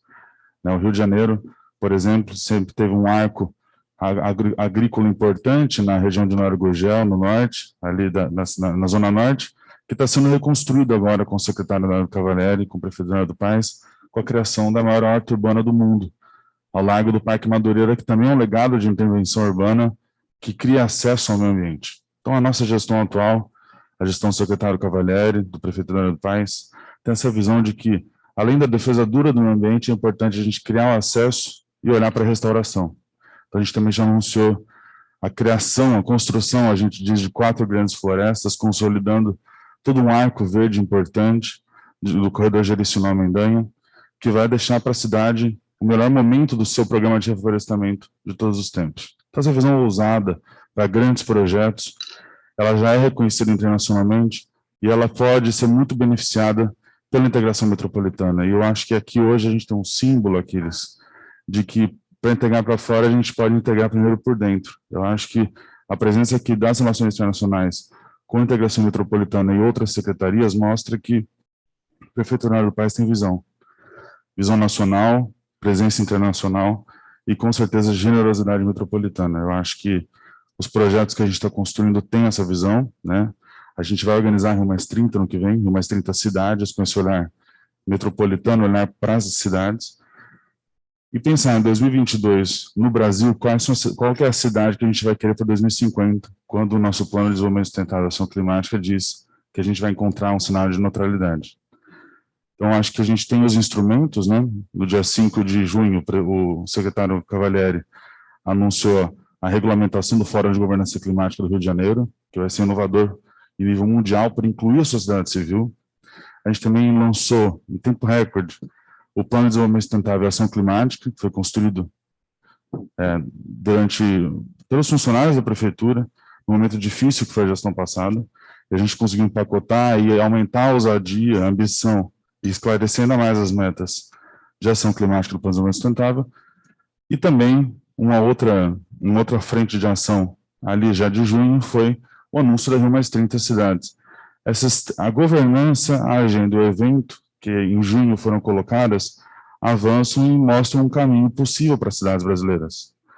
Não à toa, daqui a 15 dias, a gente vai receber aqui no Rio de Janeiro mais de 15 secretários de meio ambiente das capitais brasileiras. O Cavalieri é o coordenador nacional do Fórum CB27, e o Rio de Janeiro vai ser uma discussão sobre defesa ambiental. Qual que é o papel das cidades na restauração, na defesa e na restauração dos ecossistemas? Ou seja, um olhar das cidades para uma agenda que vai muito além da fronteira municipal, uma agenda que olha para os biomas brasileiros como assunto das cidades. Então, a gente também olha para transporte, saneamento, mais para a defesa dos biomas. E aqui no Rio de Janeiro, hoje, com todos os desafios que a cidade e o Brasil enfrentam, a gente tem um prefeito, um secretário, para uma equipe que olha para esses problemas. Então, a gente olha as megacidades, as 25 maiores, emitindo 52% dos gases de efeito estufa, e o Rio de Janeiro hoje, em 2021, tem clareza de que em 2050 vai colaborar para que esse número diminua e vai ser um exemplo para o Brasil, para o mundo e também para a região metropolitana, para todo o estado. Aquiles, obrigado.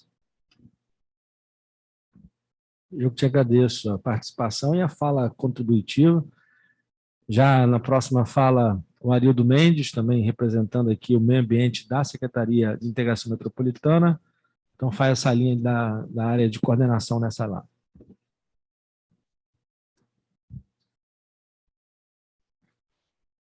Bem, eu saúdo a todos e todas. Quero, na pessoa do Bruno Oliveira, que é o coordenador das Relações Internacionais, saudar todos os nossos palestrantes que estão dentro dessa visão da relação internacional, na pessoa do nosso secretário de Integração Metropolitana, Aquiles Barreto. Eu quero saudar todos os outros secretários e parabenizar aqui o nosso prefeito Eduardo Paz e parabenizar ao Aquiles pela condução de todo o processo da secretaria. Como não posso finalizar minha fala deixando de saudar uma mulher para representar todas as mulheres aqui, eu queria saudar a nossa chefe de gabinete, Fabiola Becker, que tanto se empenhou para que a gente pudesse estar aqui também com a realização desse evento. Eu quero contribuir de uma forma mais direta e provocativa para o nosso debate.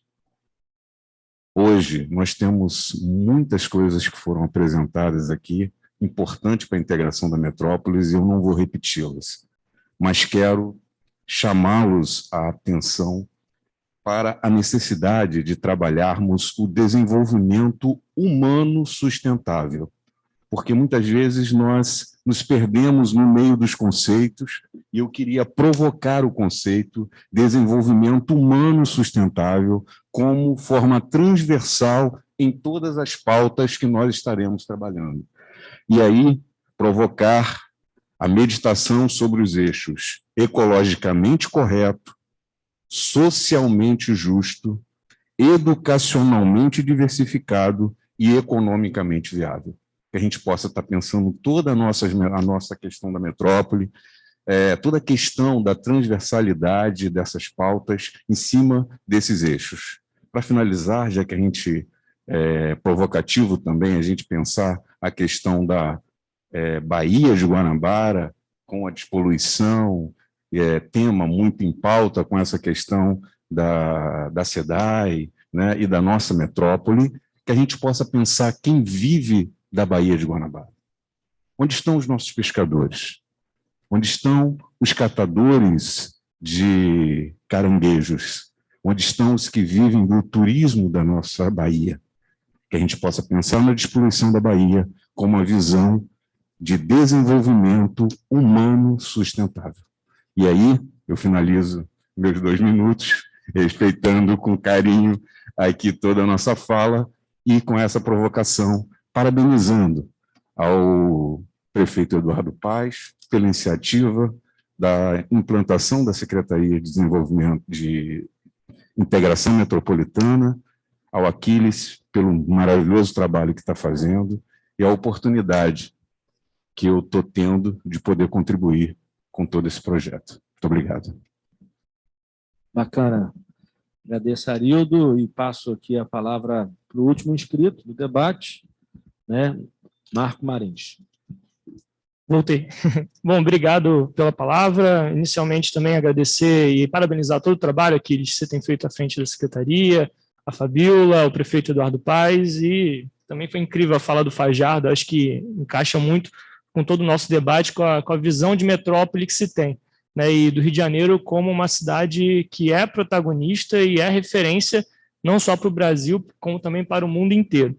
E dentro desse contexto do debate de hoje, né, a iniciativa da Metrópolis, a iniciativa da ONU, enfim, de todos os participantes, é muito importante a gente entender, dentro dos Objetivos de Desenvolvimento Sustentável, eu estava anotando aqui, a gente tem paz, justiça e instituições eficazes, redução das desigualdades, trabalho decente e crescimento econômico, mas a gente precisa urgentemente qualificar esse debate a nível de Brasil, a nível de Estado do Rio de Janeiro, e por isso, né, nós temos essa referência na cidade do Rio de Janeiro. Não tem como a gente falar, por exemplo, de emprego e diminuição da desigualdade sem falar de acesso a crédito hoje no país. Vamos chamar os bancos para essa mesa para conversar, que a nossa juventude no Brasil não consegue empreender porque não tem acesso a crédito.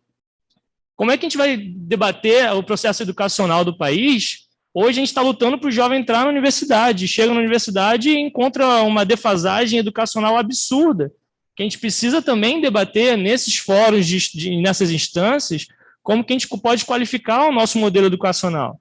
Né? Quando a gente estava debatendo o transporte, vem Fajardo e fala, opa, peraí, vamos falar de ocupação territorial, vamos falar, né, de como que a gente pode melhorar o nosso entendimento dessa ocupação, porque a partir daí o transporte também vai ser solucionado. Né? E no meio do debate teve a pergunta lá do Cefet sobre economia criativa. Então a gente quer falar de desenvolvimento e cultura, vamos falar de economia criativa, que é um setor que move mais de 140 bilhões de reais hoje no Brasil, e pode sim gerar empregos para jovens, para adultos, para todas as idades, desenvolver os territórios e ter uma ocupação territorial muito menor, que é o audiovisual, os games, os serviços, produtos, tecnologia, inovação. Enfim, infelizmente a gente tem uma visão ainda de país um pouco ultrapassada no que tange ao debate e no que tange as políticas públicas para isso. E nisso eu preciso reconhecer, né, mais uma vez aqui nessa mesa, mas é fato, que o prefeito Eduardo Paes tem essa visão. E hoje, a nível de Brasil, eu não vejo outra pessoa que tem uma visão mais qualificada nesse debate do que o prefeito Eduardo Paes. Então, assim, a gente precisa falar de acesso a crédito, a gente precisa falar da nossa juventude, também da possibilidade de empreender, desenvolvimento dos bairros. Outro assunto muito caro também, quando a gente fala de metrópole, a gente está falando de comida na mesa. A gente está falando dos grandes centros urbanos, são milhões de habitantes, a cidade do Rio de Janeiro, mais de 6 milhões de habitantes. Foi dito no debate hoje que 25% da população mundial vive nas grandes metrópoles, e a comida que chega na mesa dessas grandes metrópoles vem da onde? A comida que está na mesa, a verdura, o legume que está na mesa hoje do cidadão carioca, está vindo do Cinturão Verde, que está na região serrana do estado do Rio de Janeiro. Então, quando a gente debate metrópole, a gente tem que debater também o nosso interior e as políticas públicas de integração e desenvolvimento do nosso interior. Porque se tiver algum problema no Cinturão Verde do Rio, a comida não está na mesa do carioca. Da mesma forma em São Paulo e assim pelo mundo inteiro. Então, todas as políticas e o ordenamento desse debate é fundamental para qualificar não só a nossa cidade, como também para que nós possamos ser espelho para todo o interior do estado do Rio de Janeiro, para toda a juventude, e trazer nessa mesa agentes econômicos que são fundamentais para que, de fato, a gente consiga diminuir as desigualdades, gerar trabalho, emprego e renda, porque sem crédito, sem movimento dos setores econômicos, isso não vai acontecer. Hoje a gente tem, sim, boas iniciativas do poder público e também boas iniciativas de instituições e grupos organizados, como é o dia, né, e essa organização toda. Desculpa estender a fala, mas acho que era necessário. Aquiles, parabéns por todo o trabalho e espero que possamos ter outras iniciativas como essa também aqui na capital e para todo o interior e para todo o estado. Obrigado, Marcos. Agradecendo ao Marcos, agradeço a todos os presentes. Vou fazer aqui a fala final. Não sei se o Bruno ainda está aqui com a gente online. Se tiver, eu gostaria que ele pudesse encerrar com a gente. Pessoal, eu queria fazer só um preâmbulo de tudo. Primeiro, falar do objetivo da Secretaria, acho que todo mundo já aqui conhece, né? Mas quem está nos assistindo pela primeira vez, sou Aquiles Barreto, né? Secretário de Integração Metropolitana, e onde eu acho que eu tenho que parabenizar e muito o Eduardo Paes pela iniciativa dessa criação da Secretaria, para a gente poder discutir políticas integradas, achar soluções conjuntamente com todos os outros 22 municípios que compõem a região metropolitana, fazer discussão no eixo metropolitano, né, do coração. Eu brinco muito dizendo da nossa obrigação da mobilidade urbana, falar da preocupação nossa com habitação, e como o Fajardo tem colocado para a gente, não só habitação, mas todo o nosso plano diretor, pensar o plano diretor de cada cidade, mas pensar o plano diretor também macro, de região metropolitana, e falar de saneamento básico, não temos como não falar de meio ambiente. Então, são os 3 temas que a Secretaria trata no dia a dia, né? Então, quando a gente faz esse olhar metropolitano, Arildo, acho que tem alguns dados que é importante a gente passar, né? Porque, como eu brinco, a gente vai aprendendo a cada dia, mas muitos de vocês aqui que estão nos assistindo não têm a noção da responsabilidade que é essa agenda metropolitana nossa. Então, assim, se a gente for falar a nível Brasil, nós temos 83 unidades territoriais urbanas, compostas com 1.183 municípios, que concentram 113 milhões de pessoas e, no seu território, em 55% da população, 55% do território brasileiro faz parte aí das regiões metropolitanas. Então, assim, são 13% do território com 55% da população. Então, 55% da população brasileira está linkado a regiões metropolitanas. Isso representa apenas 13% do território brasileiro como um todo. Isso é uma análise Brasil. Trazendo um pouco aqui para o Rio de Janeiro, nossa região metropolitana, Marcos, é a 2ª maior região metropolitana do Brasil. Se a gente for fazer uma análise de produto interno bruto, nós temos aí 400 bilhões de produto interno bruto na nossa região metropolitana. Olhando para o lado internacional, a gente é maior do que Uruguai, do que Paraguai, do que Croácia. Nós somos maiores do que vários outros países, a nossa região metropolitana de produto interno bruto, do PIB. Nós temos 74% da população fluminense circulando esse nosso entorno aqui da região metropolitana. Temos 95% da sua população concentrada em zona urbana e temos uma taxa de crescimento de 0,5%. A sua idade média está entre 25 e 60 anos, que compõe essa outra análise que faça um pouco mais estadual. Então, a gente faz uma análise da Secretaria do Coração, faz uma análise nacional, uma análise estadual, e a importância disso. Porque a importância disso tudo que eu falei é a gente olhar, Marcos, quem está na ponta, quem precisa do serviço chegar. Quando o Fajardo fala, e bem fala, que a gente precisa ocupar o centro do Rio de Janeiro, é porque se a gente não ocupar o centro do Rio de Janeiro, a gente vai acabar com os empregos na região metropolitana. Quem mora em Nova Iguaçu, quem mora em Queimados, e talvez uma preocupação de assistência social, essas pessoas sem emprego vão voltar para cá para poder ficar pedindo esmola no nosso sinal. Então, tudo isso precisa estar muito integrado, pensado em região metropolitana, em uma agenda internacional, e se colocar o Rio de Janeiro, como o Eduardo tem colocado, à disposição do mundo, né? Porque a gente vai precisar discutir várias pautas internacionais nesse momento. Então, queria agradecer muito a participação, né, do Bruno, de toda a sua equipe aqui com a gente. E, para finalizar, falando minimamente aqui sobre as nossas responsabilidades, o Eduardo traz ainda, Felipe, para a gente, um projeto chamado Integra Rio. Ele começa a discutir com a gente, isso vou falar que a gente já está com uma agenda para poder lançar o Integra Rio, a interação, como o Marcos bem falou, né, do interior, né, com os nossos equipamentos. Na fala do Fajardo, o Fajardo dizia, mais do que pensar região metropolitana, é a gente conservar o que nós temos. E conservar e fazer a manutenção do que nós temos é bem utilizar os espaços. Então, Alberto, o que significa isso? Nós precisamos fazer o Integra Rio, pegar o pessoal da região metropolitana, pegar o pessoal do interior, né, e vir aqui conhecer o Integra Olímpico, conhecer nossos equipamentos olímpicos, conhecer o nosso teatro, conhecer o nosso cinema, que é referência não só para a região metropolitana, mas para todo o interior. Então, vai ser lançado em breve um programa Integra Rio, que será as manutenções dos nossos espaços, como o Fajardo colocou, para todo o estado do Rio de Janeiro, em especial para toda a região metropolitana. Muito além do que isso, Bruno, é importante a gente citar que nós estamos desenvolvendo na Secretaria, por ordem do prefeito, o Entrega Rio, que seria, ao invés de integrar, é entregar. Todos os projetos de sucesso da Prefeitura do Rio, nós vamos poder entregar para as próximas cidades da região metropolitana, um pouco do interior e um pouco até, quem quiser, do Brasil. Vou dar um exemplo. Táxi Rio é um projeto da capital que deu certo e pode ser colocado táxi Maricá, táxi Niterói, táxi Macaé.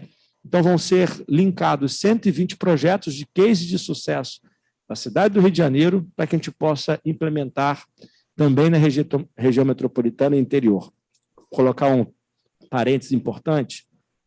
E aí, a cidade do Rio de Janeiro conseguiu retomar as aulas rápido, porque teve um protocolo Covid com os melhores infectologistas, e aí conseguiu fazer o retorno às aulas. Algumas cidades, e o retrato do nosso interior e da região metropolitana, 2 anos se passaram e não conseguimos colocar de novo as aulas a funcionar nas suas cidades. Se a gente tivesse essa integração, se a gente pegasse esse protocolo Covid que o Rio de Janeiro colocou e botar na cidade de Cabo Frio ou na cidade de Nova Iguaçu, muito mais rápido a gente conseguiria voltar, né, às aulas. E como um tema que está o pós-Covid, essas ações nossas, eu acho que quando o Eduardo fala em Entrega Rio, pegar projetos de sucesso e levar para outra cidade, é porque aqui a gente consegue, Marcos, ter rapidamente o retorno, Arildo. Vou dar um exemplo, quando teve aquele desastre lá da Petrópolis, na região serrana, eles recorreram ao Rio de Janeiro, ao COR, aos especialistas, à Defesa Civil daqui do Rio, para poder conseguir achar um entendimento, porque aqui está o coração, né, do Estado. O Eduardo, quando faz o Integra Rio e o Entrega Rio, são políticas de integração metropolitana, pensando em macro e pensando também na mobilidade, no transporte, pensando em todos os eixos que a gente colocou para que a gente possa dar a solução mais rápido. Não posso deixar de falar sobre a agenda cultural, que vai ser dentro de um site metropolitano, agenda cultural e turístico. A gente está desenvolvendo agora, não adianta Nova Iguaçu botar um calendário turístico e cultural da sua cidade e de contraponto com a capital. Acho que uma cidade tem que ajudar a outra. Então, Nova Iguaçu, Duque de Caxias, Queimado, Japeri, Maricá, Niterói, todos os municípios que compõem a região metropolitana vão poder discutir as agendas culturais turísticas para que possa desenvolver, né, uma agenda única para que a gente possa colaborar com eles e eles colaborarem aqui um pouco com a gente. E para finalizar, os últimos 2 pontos são os fóruns metropolitanos, que a gente lança para o próximo mês. Já discutimos com o meio ambiente, com os prefeitos da região metropolitana, com os secretários da região metropolitana, fóruns permanentes de soluções. Aí, Padilha, fazendo uma análise rápida, às vezes a SEDAI, que foi privatizada agora, precisa ter um olhar para São João do Meriti, quando vai abrir uma rua para poder fazer o reparo, e ter um outro olhar para a cidade do Rio de Janeiro. O que significa isso? As leis em São João do Meriti é uma, em Niterói é outra, em São Gonçalo é outra, e no Rio é outra. E aí o cara, para poder fazer o reparo da sua água, para chegar mais rápido na casa das pessoas, precisa estar estudando 5, 6, 10, 22 leis diferentes. Quando a gente faz esse fórum, a gente pode fazer a discussão única de uma lei para que a SEDAI e qualquer outro equipamento regional ou estadual sirva a quem está na ponta mais rápido. Então, os fóruns significará isso para a vida das pessoas. Eu não tenho dúvida nenhuma, Guilherme, que o nosso olhar sempre o olhar do Eduardo Paes, é o olhar para quem mais precisa, para a ponta, para as pessoas. Então, esses fóruns, a gente vai discutir o tema da mobilidade do Rio até São Gonçalo, de fazer o metrô, sim, vai estar em discussão, mas isso não vai ser uma atribuição só nossa. Isso tem que vir do governo federal, do governo estadual, e essas atribuições mais fáceis será de nossa discussão nos 3 fóruns. O primeiro fórum do meio ambiente, que já temos aqui uma data pré-estabelecida para daqui a 30 dias, depois, na mobilidade urbana e transporte, um segundo fórum, e o terceiro fórum, habitação e os planos diretores regionais, para a gente poder discutir. Então, vamos ter o lançamento dos 3 fóruns, que também faz parte de uma agenda metropolitana, e finalizando, e assim, nem sei se o prefeito deixa eu falar isso, mas já vou falar, Bruno, a gente vai estar lançando o Pavilhão Integra Rio, que faz parte dentro do Reviver Centro, né, de novo, aquecimento do centro, dos equipamentos. A gente vai ter um pavilhão, né, onde esse pavilhão será colocado em disponibilidade para todas as ferramentas de todas as cidades que compõem a região metropolitana. Então, nossa secretaria vai dividir um pouco desses eixos, como aqui eu falei, o eixo Integra Rio, Entrega Rio, fóruns metropolitanos, agendas metropolitanas e um espaço, um pavilhão, para que a gente possa estar trazendo um pouco do interior, trazendo um pouco da região metropolitana e podendo levar um pouco. Quem aqui, acho que a Arildo é o mais velho aqui, né, Arildo? Você lembra muito bem da Feira Hippie, Feira Hype, cada um falava, é mais ou menos isso. As pessoas saem do interior, vêm para cá e fazem essa participação. Então, antes de fazer os agradecimentos finais, eu queria passar a fala para o Bruno, encerrar o nosso debate de hoje. Muito obrigado, secretário. Nós ficamos com importantes pontos aqui de trabalho de casa, né, de reflexão sobre desenvolvimento humano, sobre a integração para dentro, para permitir a integração para fora. A Liz do ICLEI citou a Lia da Metrópolis a respeito da economia circular e dos empregos verdes como oportunidade para a região. O secretário Fajardo falou sobre a intensa fragmentação da governança na região metropolitana e do vazio de governança que se coloca, deu o exemplo que a gente está vivendo hoje de discussão relacionado ao aeroporto do Galeão, como falta de visão metropolitana para esse tema. Falou também sobre a importância de uma autoridade de transporte metropolitana como ponto de partida para esse pensamento metropolitano, escreveu aqui nas caixas de comentário, e para mim está claro que a administração Paes está atenta a esse vazio de governança e colocando a cidade do Rio à disposição para avançar na coordenação da governança metropolitana, claro que sob a batuta do secretário de Integração Metropolitana e ao amparo desses programas mencionados agora, como Integra Rio, os fóruns e o pavilhão, que foram mencionados. Mais uma vez agradeço aos nossos parceiros internacionais, a ONU Habitat, ao ICLEI e à Metrópolis. Acho que nós demos um bom pontapé inicial na celebração do Dia Internacional Metropolitano, e nós atingimos o nosso objetivo, que é a criação de uma vontade de dar seguimento a esse exercício de debates e ao processo de integração. Então, mais uma vez, reitero o agradecimento aos nossos parceiros internacionais e desejo uma boa tarde a todos e todas. Muito obrigado. Obrigado, não posso... Todo nosso evento ele está por trás várias pessoas que colaboram com isso.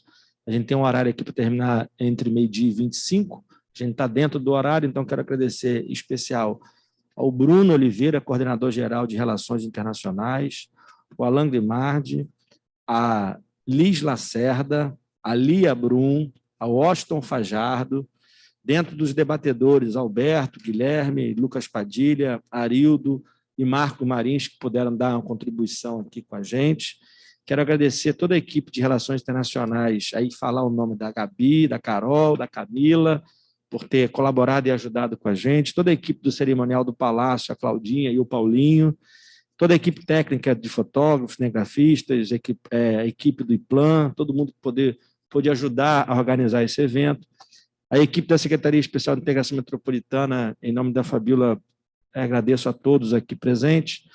A Secretaria de Comunicação, a Secretaria de Transporte, em nome do Padilha, a Secretaria de Meio Ambiente, do nosso querido amigo Cavalieri, a Secretaria de Planejamento Urbano, do Fajardo, o Instituto Rio Metrópole, a Casa Fluminense, que tem ajudado muito a gente, em especial a equipe dos eventos, em nome da Sabrina, que ajudou a colaborar aqui tudo com a gente, e ao prefeito Eduardo Paes. Feitos os agradecimentos, dou um bom dia a todos e espero que a gente possa ter as próximas reuniões em breve. Abraço, bom dia.